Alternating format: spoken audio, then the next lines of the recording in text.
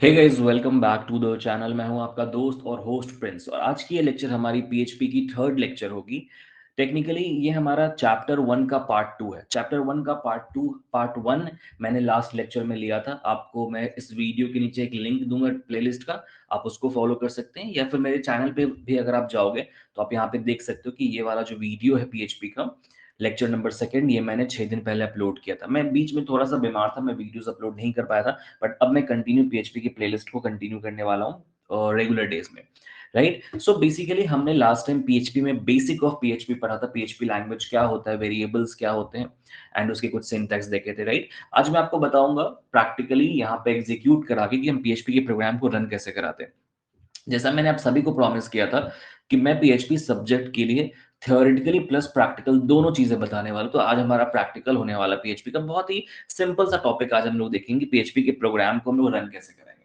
Right, इस video को start करने से पहले मैं आपको छोटी सी इन्फॉर्मेशन देना चाहता हूँ। हमारी जो क्लासेस हैं उसकी जो एडमिशन है ऑलरेडी हो चुकी है और हमारा क्लास ऑलरेडी स्टार्टेड है।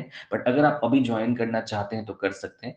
ऑल सब्जेक्ट की लाइव लेक्चर आपको यहाँ पे मिलती है। अगर आप स्कोर करना चाहते हैं 95% से ज्यादा, तो आप इस क्लास को ज्वाइन कर सकते हैं। डिस्क्रिप्शन में लिंक है, आप वहां पे जाके पूरी डिटेल्स चेक कर सकते हैं। ओके, चलो। तो आज हमारा जो टॉपिक है, जो हमारा लास्ट लेक्चर था, जो लेक्चर नंबर सेकंड था, उसमें हमने पढ़ा था कि पीएचपी लैंग्वेज क्या होता है और पीएचपी में वेरिएबल्स क्या होते हैं और हम उस पीएचपी के प्रोग्राम को एग्जीक्यूट कैसे कराते हैं। राइट, जैसा मैंने आपको पहले भी बताया था, पीएचपी एक सर्वर साइड लैंग्वेज है। सर्वर साइड लैंग्वेज के लिए हम लोग पीएचपी लैंग्वेज को यूज करते हैं। तो पीएचपी लैंग्वेज को प्रोग्राम को रन कराने के लिए आपको सबसे पहले चाहिए होता है एक सर्वर। ठीक है, वो सर्वर किसी भी टाइप का हो सकता है कि आप ऑनलाइन सर्वर यूज कर रहे हैं या फिर ऑफलाइन सर्वर यूज कर रहे हैं। अगर आप एक सीख रहे हैं, लर्नर हैं, आप एक बिगिनर हैं, तो मैं सजेस्ट करूंगा आपको कि आप बेसिक लोकल होस्ट पे काम करो। लोकल होस्ट पे काम करने के लिए आपको सबसे पहले जैम्प को इंस्टॉल करना है। आपको सबसे पहले पीएचपी के प्रोग्राम को रन कराने के लिए जो चीजें मैं अभी आपको बताऊंगा, जिसपे मैं कोडिंग आपको बताने वाला हूँ कंप्लीट, वो बता रहा हूँ। सबसे पहले आप जैम्प इंस्टॉल करेंगे। आप जैम्प गूगल पे सर्च करेंगे और जैम्प आपको इंस्टॉल करना है। इसके अंदर आपको सारी चीजें मिल जाएंगी। आपको अपाची मिल जाएगा, डेटाबेस मिल जाएगा, एसक्यूएल मिल जाएगा, पीएचपी, सब कुछ इसके अंदर आता है। ठीक है, तो आपको सिंपली क्या करना है, ये फ्री टू डाउनलोड है। यहाँ पे आप डाउनलोड पे क्लिक करो। विंडोज है, लिनक्स है, ओएस है, जिसके लिए भी आपको चाहिए आप उसके लिए डाउनलोड कर सकते हैं अपने। इस यहाँ पे आप क्लिक करोगे, आपका जो जैम्प है वो डाउनलोड होगा, उसके बाद आपको इंस्टॉल करना है। राइट, यहाँ पे मैं इंस्टॉलेशन आपको नहीं बताने वाला हूँ क्योंकि मैंने ऑलरेडी इंस्टॉल करा हुआ है। तो आप सबसे पहले जैम्प इंस्टॉल करेंगे। उसके बाद आपको कोडिंग करनी है विजुअल स्टूडियो कोड पे। मैं यहाँ पे विजुअल स्टूडियो कोड यूज करूंगा, तो आप भी यहाँ पे विजुअल स्टूडियो कोड को यूज कर सकते हैं। ठीक है, ये दो चीजें हमें लगती हैं प्रोग्राम को रन कराने के लिए। जैसे ही आपका जैम्प इंस्टॉल हो जाएगा, ठीक है, और उसके बाद अगर आप सर्च करते हो अपने ब्राउजर में जाके लोकल होस्ट, तो आपको ऑटोमेटिकली वहां पे दिख जाएगा कि हमने लोकल होस्ट, मतलब कोई भी जो लोकल होस्ट है आपका, वहां पे आपको दिख जाएगा और आपको वहां पे रिफ्लेक्ट भी होगा कि आपने यहाँ पे लोकल होस्ट यूज करी। आपको सिंपली टाइप करना होगा अपने ब्राउजर में जाके लोकल होस्ट। जैसे ही आप लोकल होस्ट टाइप करते हैं, राइट, मैं आपको स्क्रीन दिखा रहा हूँ, जैसे आप जाके लोकल होस्ट टाइप करेंगे, आपको कुछ ऐसा इंटरफेस आपके स्क्रीन पे आएगा। ठीक है, कुछ ऐसा इंटरफेस आएगा। जैसे ही आप जाके किसी भी ब्राउजर में, गूगल क्रोम हो, फायरफॉक्स हो, आप जाके लोकल होस्ट टाइप करेंगे तो आपको कुछ ऐसा आएगा। अगर ऐसा इंटरफेस आपके सामने आ रहा है तो इसका मतलब ये कि आपकी जैम्प जो है वो सही तरीके से इंस्टॉल हो चुकी है। ठीक है, तो जैसा हम जानते हैं पीएचपी एक सर्वर साइड लैंग्वेज है, तो हम एचटीएमएल के साथ पीएचपी को इंटीग्रेट करके यूज करते हैं ताकि हम उसको ब्राउजर पे रन करा सकें।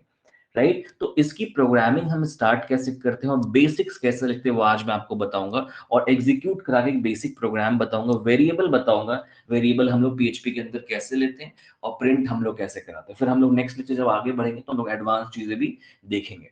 ओके, तो मैं यहाँ पे यूज करूंगा विजुअल स्टूडियो कोड को पीएचपी के प्रोग्राम को रन कराने के लिए। मैं यहाँ पे एक नई फाइल सबसे पहले बना लेता हूँ, new file, select language, okay, PHP.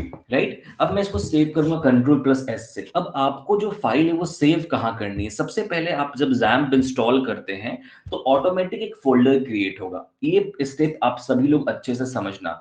PHP की फाइल को आपको सेव कहाँ करनी है, क्योंकि अगर आप डेटाबेस भी यूज करेंगे तो आपको एक स्पेसिफिक लोकेशन पे ही पीएचपी की फाइल को सेव करनी है। अगर आप वहां नहीं करेंगे तो आपकी प्रोग्राम रन नहीं होगी। तो मैं विंडोज सी में आऊंगा, जहां पे भी जो भी आपका ड्राइवर का नाम है वहां पे आऊं। यहाँ पे आपको जैम्प का फोल्डर दिख रहा है, सबसे मेरे में सबसे नीचे आ रहा है यहाँ जैम्प का। मैं जैम्प पे क्लिक करूंगा, जैसे ही मैं जैम्प खोलूंगा तो आपको एक फोल्डर यहाँ पे दिखेगा htdocs करके, राइट। ये फोल्डर आपको htdocs दिखेगा, ये हर एक सिस्टम में दिखेगा, ठीक है। htdocs को क्लिक करना है, ओपन करना है इस फोल्डर को, और इस फोल्डर के अंदर आपको अपनी फाइल रखनी है। जो भी पीएचपी की फाइल आपने बनाई है आपको सिंपली यहाँ पे रखनी है, ठीक है। तो जैसे मैं एग्जिस्टिंग फाइल डिलीट कर देता हूँ, पहले की जो फाइल्स हैं, देखो अब मैं htdocs फोल्डर में किसी फोल्डर के अंदर भी रख सकता हूँ या फिर डायरेक्टली रख सकता हूँ। तो मैं ये सजेस्ट करता हूँ कि आप किसी फोल्डर के अंदर रखो ताकि आपको प्रोग्राम बाद में मिल जाए। जैसे कि मैंने यहाँ पे prog नाम का एक फोल्डर बनाया हुआ है, ठीक है। तो मैंने यहाँ prog नाम में 2 ऑलरेडी टेस्टिंग फाइल बनाई थी, तो इसको मैं डिलीट कर देता हूँ अभी फिलहाल, ठीक है। आप htdocs में आके डायरेक्ट भी फाइल को रख सकते हो यहाँ पे, या फिर अगर आप कोई फोल्डर बना के रखो तो फोल्डर बना के भी रख सकते हो। मैंने यहाँ पे prog नाम का फोल्डर बनाया और यहाँ पे मैं इसको रख देता हूँ फर्स्ट prog से, ठीक है। एंटर मारता हूँ, राइट, ये मेरा सेव हो गया। अब मुझे क्या करना है यहाँ पे, इवन आपके सिलेबस का भी जो पार्ट है वो यही है कि आपको पीएचपी के प्रोग्राम को एचटीएमएल का ज्यादातर यूज करना है। तो मैं यहाँ पे क्या करूंगा, एचटीएमएल की बहुत ही बेसिक स्ट्रक्चर लिखूंगा सबसे पहले, एचटीएमएल, ठीक है। बेसिक स्ट्रक्चर एचटीएमएल का क्या होता है, एचटीएमएल क्लोज करो आप सबसे पहले यहाँ पे, ठीक है। उसके बाद एचटीएमएल में हेड टैग होता है, head tag, right. Head tag में जनरली हम लोग क्या करते हैं, हेड टैग में हम लोग जनरली लेते हैं स्टाइलिंग वगैरह करते हैं, बट जो भी टैग आप ओपन कर रहे हो मेक श्योर कि आप उन टैग को क्लोज करें यहाँ पे, ठीक है। मैं यहाँ पे टाइटल दे देता हूँ सबसे पहले प्रोग्राम का अपने, पीएचपी फर्स्ट प्रोग्राम, ठीक है। मैंने यहाँ पे सिंपली टाइटल दे दिया, पीएचपी का टाइटल को क्लोज कर दिया। अब मैं यहाँ पे बॉडी को ओपन करूंगा और बॉडी को मैं यहाँ क्लोज करूंगा, ठीक है। अब देखो जैसे ही मैंने बॉडी को क्लोज करी, इसके अंदर मैं अपने पीएचपी के प्रोग्राम को लिखने वाला हूँ। बट पीएचपी का प्रोग्राम हम लोग इंडिपेंडेंट फाइल में भी लिख सकते हैं, मैं वो भी आपको आगे बताऊंगा जब मैं सेशंस कंटिन्यू करूंगा, तो मैं आपको हर एक चीज बताऊंगा पीएचपी के बारे में। तो बॉडी टैग के अंदर मैं यहाँ पे सबसे पहले पीएचपी के टैग को ओपन करूंगा। पीएचपी का टैग कुछ इस तरीके से ओपन होता है, देखो ये मेरा पीएचपी का टैग ओपन हो गया और उसको क्लोज मैं करूंगा कुछ इस तरीके से, ये मेरा पीएचपी का टैग क्लोज हो गया। यहाँ पे आपको दिख रहा है, इसी के अंदर मैं पीएचपी की सारी चीजों को लिखने वाला हूँ, इसके बाहर मैं पीएचपी की चीजें नहीं लिख सकता। जैसे लास्ट टाइम मैंने आपको जावा स्क्रिप्ट पढ़ाया था, जावा स्क्रिप्ट में हमने ये देखा था कि अगर आपको स्क्रिप्ट का कोई भी चीज लिखना है तो आप स्क्रिप्ट टैग के अंदर लिखते हैं। जैसे मैं आपको यहाँ भी बताता हूँ, फॉर एग्जाम्पल मुझे कोई जावा स्क्रिप्ट का कोड लिखना है तो मैं स्क्रिप्ट टैग के अंदर ही लिख सकता हूँ कुछ इस तरीके से, राइट कुछ इस तरीके से। मुझे कुछ भी स्क्रिप्टिंग के बारे में कोई फंक्शन क्रिएट करना तो मैं स्क्रिप्ट के अंदर लिखूंगा। सेम उसी तरीके से अगर आपको पीएचपी का कोई कोड लिखना है तो आप पीएचपी टैग के अंदर लिखेंगे। कई बार हम डायरेक्टली पीएचपी की इंडिपेंडेंट फाइल बनाते हैं जहां पे एचटीएमएल हम यूज नहीं करते। फॉर एग्जांपल आपने एचटीएमएल में अलग से फॉर्म बना लिया और आप पीएचपी में उस फॉर्म को हैंडल कर रहे हैं, तो वहां पे जरूरी नहीं कि आप एचटीएमएल और पीएचपी साथ में लिखें, वो भी मैं आपको आने वाले प्रोग्राम्स में बताऊंगा, ठीक है। तो मैंने यहाँ पीएचपी लिया। अब जो हमारा हमने लास्ट टाइम पढ़ा था वो क्या पढ़ा था कि हम सबसे पहले एक बेसिक प्रोग्राम प्रिंट कैसे करते हैं, हेलो वर्ल्ड कैसे प्रिंट करेंगे, और हम एक वेरिएबल को कैसे लेते हैं पीएचपी में। तो मैं सबसे पहले आपको एक चीज बताता हूँ, पीएचपी लैंग्वेज में मैसेज को प्रिंट करने के लिए, किसी भी मैसेज को डिस्प्ले करने के लिए हमारे पास 2-3 चीजें होती हैं, राइट। सबसे पहला जो तरीका है वो है प्रिंट का, print, simple print, PRINT, right. आप प्रिंट में किसी भी स्टेटमेंट को प्रिंट कर सकते हैं, हेलो फ्रॉम प्रिंट, ऐसा मैंने डाला, ठीक है, राइट, सेमीकोलन।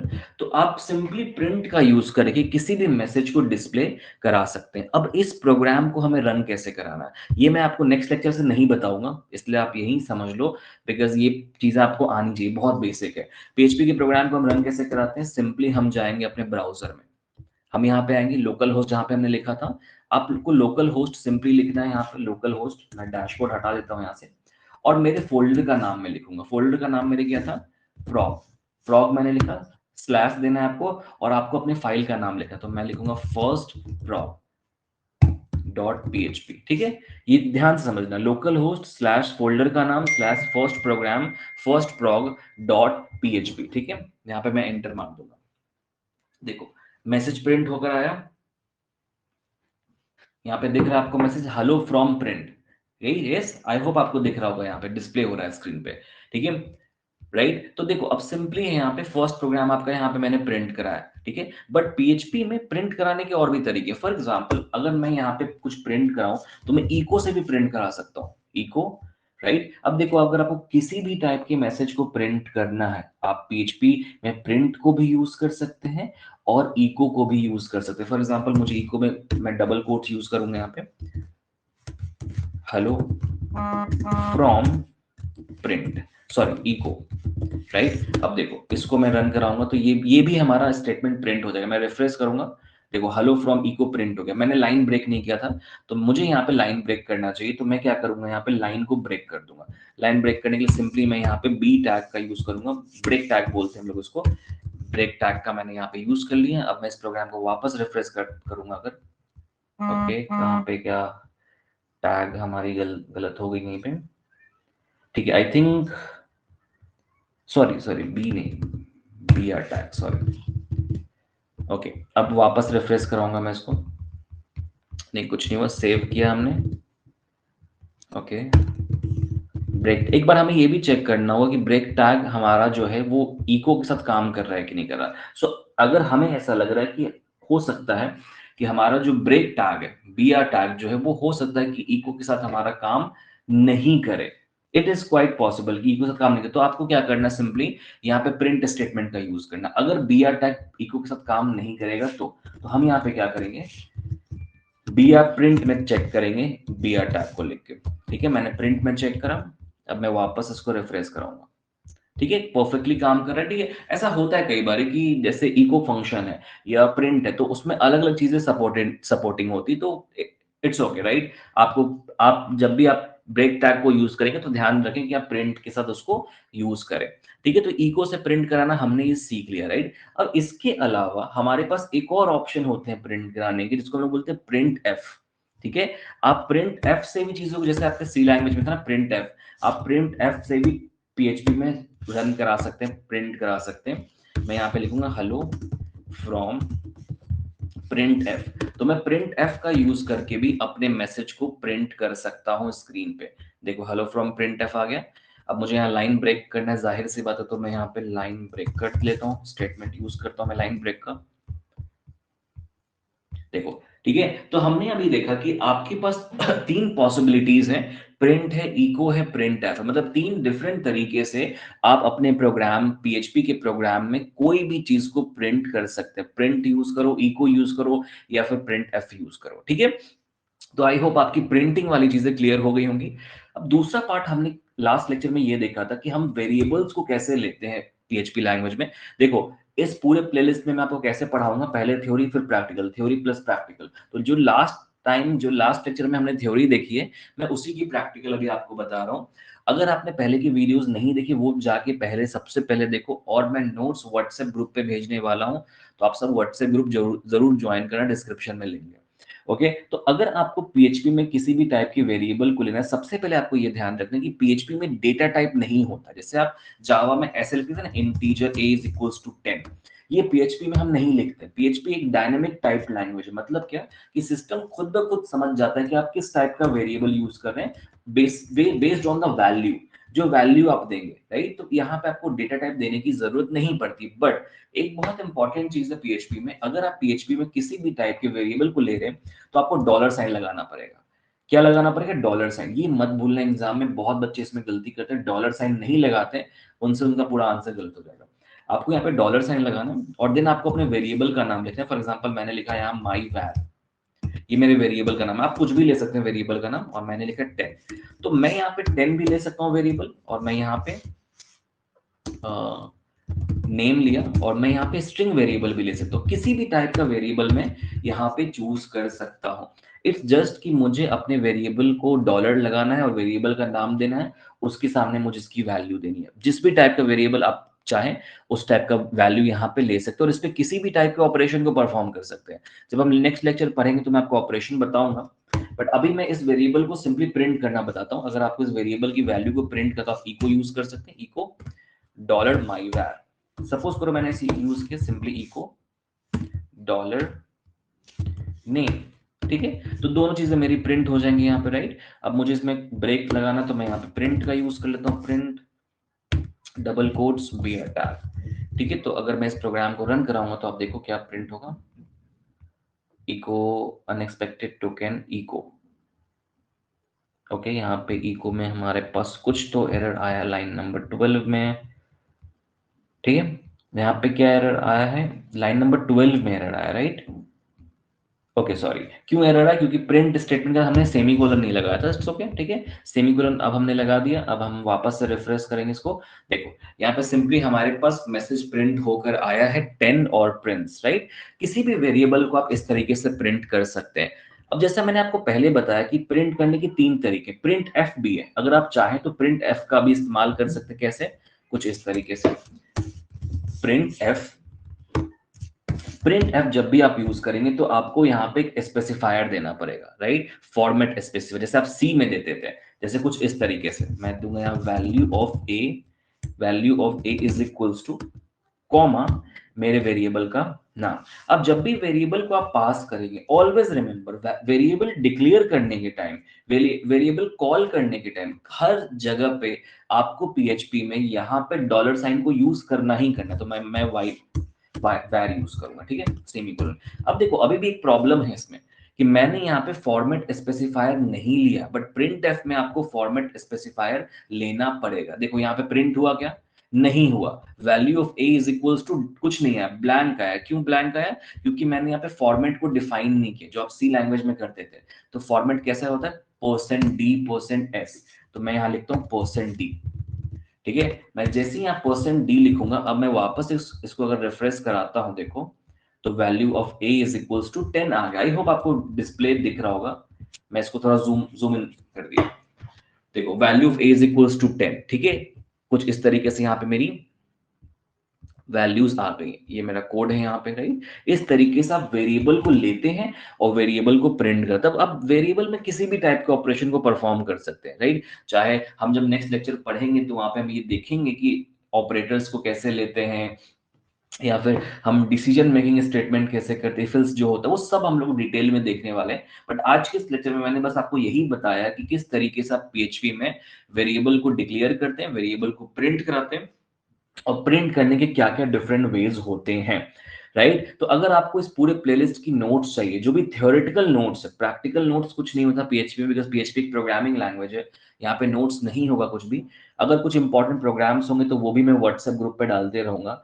बट अगर आपको थ्योरी की नोट्स चाहिए, जो पीएचपी की जो मैं थ्योरी पढ़ा रहा हूँ, जो मैंने कल लास्ट टाइम पढ़ाया था यहाँ पे पीएचपी लेक्चर सेकंड में या लेक्चर फर्स्ट में जो मैंने पढ़ाई है, अगर आपको उसकी नोट्स चाहिए तो आपको व्हाट्सएप ग्रुप हमारा ज्वाइन करना पड़ेगा। व्हाट्सएप ग्रुप की लिंक आपको इसी वीडियो के नीचे डिस्क्रिप्शन में मिलेगी। बट एक बहुत इंपॉर्टेंट चीज है, वीडियो को कंटिन्यू मैनर में देखना। पहले पहले वीडियो को देखो, फिर इस पे आओ, इस तरीके से, ठीक है।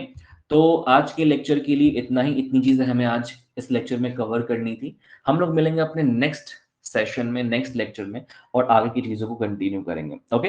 अगर आपको ये प्लेलिस्ट अच्छी लग रही तो प्लीज आप अपने फीडबैक जरूर छोड़े कमेंट सेक्शन में, और अपने दोस्तों के साथ इस वीडियो को जरूर शेयर करें। मिलते हैं हम लोग अपने नेक्स्ट लेक्चर में पीएचपी के। Thank you so much for watching this video. Have a good day.